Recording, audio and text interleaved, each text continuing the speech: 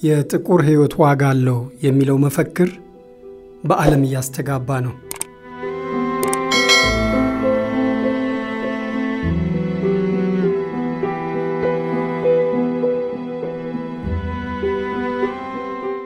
ባለፈው ሳምንት መጨረሻ ላይ አፍሪካ ውስጥ ከሚገኙና ሌሎች ጥቂት ሀገራት በስተቀር የጆርጅ ፍሎይድ ግድያን ተስታኮ የተነሳው የተቃውሞ ማዕበል መላ ዓለምን አዳርሷል።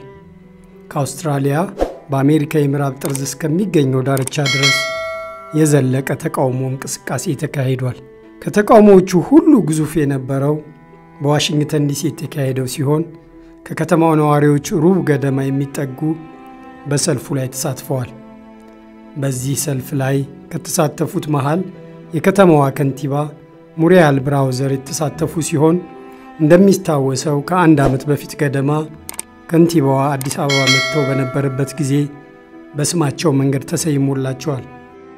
የተቃውሞ እንቅስቃሴውን በተመለከተ ሚስ ብራውዘር ከዶናልድ ትራምፕ ጋር ሰጣ ገባ ውስጥ የገቡ ሲሆን ከተማው ባለው የፖሊስ ኃይል ሁኔታውን መቆጣጠር ይቻላል ቢሉም ትራምፕ ግን ሐሳባቸውን ሳይቀበሉ ቀርተው ከሌላ አካባቢዎች ወታደራዊ ኃይል አመጡ። ኋላ ላይ ወታደሮቹ እንዲወጡ ሚስ ብራውዘር ጠይቀው ሊወጡ ችለዋል። ከዚህ በተጨማሪ ልክ ከአሜሪካ ቤተ መንግስት ፊት ለፊት በሚገኘው ዋና አውራ ጎዳና መሬት ላይ እጅግ ግዙፍ የሆነ የግድግዳ ጽሑፍ ሙሪያል አርት እንዲጻፍ አደረጉ ሚስ ብራውዘር። ጽሑፉም በዓለም ዙሪያ ከፍተኛ ተቀባይነት እያገኘ የሄደው ብላክ ላይቭስ ማተር የሚለው ወደ አማርኛ ሲመለስ የጥቁር ህይወት ዋጋ አለው የሚለው መፈክር ነበር በቢጫ ቀለም የተጻፈው። የአካባቢው ስምም በዚሁ መፈክር ስም ተሰየመ። ሚስ ብራውዘር ለተሳታፊዎች ባደረጉት ንግግር በህዳር በሚደረገው ምርጫ ላይ ድምጻቸውን እንዲሰጡ አሳሰቡ። ናሽናል የተባለ ጋዜጣ ከጠየቃቸው ነርሶች መሃል አንዷ ኮሮና ቫይረስ ከገደላቸው ሰዎች ይበልጥ በዘረኛ ፖሊስ የተገደሉት ይበልጣሉ ስትል ተናገረች።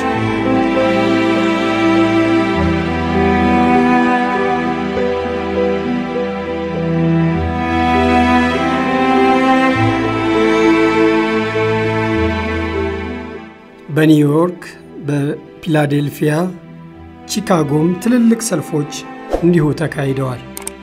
በብዙ የአሜሪካ ከተሞች ተቃውሞ ቢካሄድም ትራምፕ በአደባባይ ወጥተው አንዳችም የድጋፍም ሆነ ሌላ ንግግር አላደረጉም።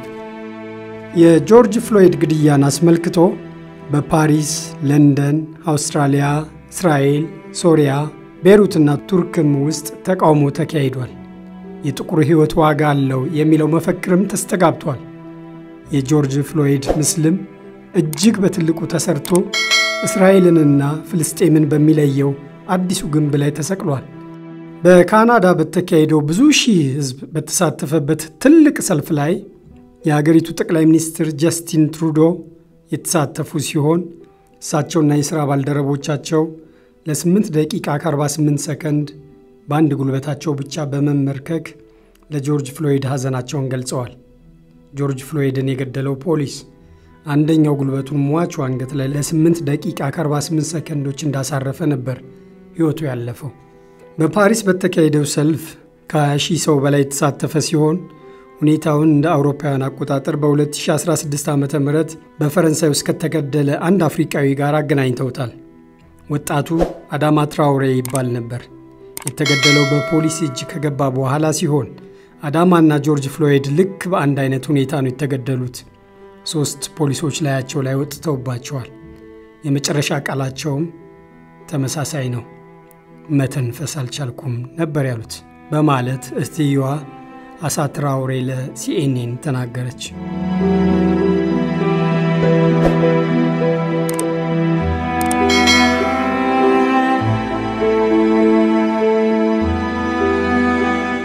በሁሉም ከተሞች በተካሄዱት ሰልፎች የተሳታፊዎቹ ስብጥር ጉራማይሌ ሲሆን ነጭ፣ ጥቁር፣ ቢጫ፣ ክልስ ሁሉም የዘር አይነቶች ተሳትፈዋል። ሕፃን፣ ወጣት፣ አረጋዊ፣ ሴት፣ ወንድ ሳይባል ሁሉም ነበሩ። በኒውዮርክ አንድ ፖሊስ ተቃዋሚዎችን መርተዋል። ሌሎች ፖሊሶችም ተሳታፊ ሆነዋል። በሚኒሶታ ግዛት ተቃዋሚዎች ወደ አስተዳዳሪው ቢሮ በመሄድ ለፖሊስ የሚደረገው ክፍያ እንዲቆም ጠይቀው ኃላፊው ሐሳባቸውን ሊቀበሉ ስላልቻሉ ተቃውሟቸውን አሰምተዋል። ኒውዮርክ ግዛት ውስጥ ናስዋ በሚባል ወረዳ ውስጥ በተካሄደ የተቃውሞ ሰልፍ አንድ ሕፃንና 10 ሰዎች ሊታሰሩ በቅተዋል። በአሜሪካ ጥቁር የኳስ ተጫዋቾችም የእጅ ኳስ አፋችንን ልትዘጉት አትችሉም በማለት ጠንካራ የቪዲዮ መልእክት አስተላለፉ። ጆርጅ ፍሎይድ ከሞተ 10 ቀናት አለፉ። ኳስ ተጫዋቾቻችሁን እንድትሰሙ ስንት ጊዜ ነገርናችሁ? አንዳችንን በፖሊስ ጭካኔ ለመግደል ምንም ጊዜ አይፈጅም እኮ። እኔ ጆርጅ ፍሎይድ በሆንስ ኖሮ ሲሉ ጠየቁ። መልእክታቸውን NFL በመባል ለሚታወቅ ድርጅታቸው ነበር የላኩት።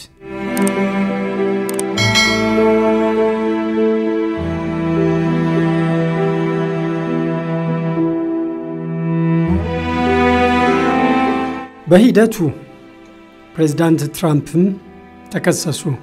የአሜሪካ ሲቪል መብቶች ማህበር የጥቁር ሕይወት ዋጋ አለው የዋሽንግተን ዲሲ ቅርንጫፍና ሌሎች የሰብአዊ መብት ተሟጋች ማህበሮች ትራምፕንና ባለስልጣኖቻቸውን ከሰሱ። ክሱም ከቤተ መንግስቱ ፊት ለፊት ሰላማዊ ተቃውሞ ያደርጉ የነበሩ ዜጎች ላይ አስለቃሽ ጢስና ተመሳሳይ ኬሚካል መርጨታቸውንና ቦምብ መወርወራቸውን አስመልክቶ ነበር።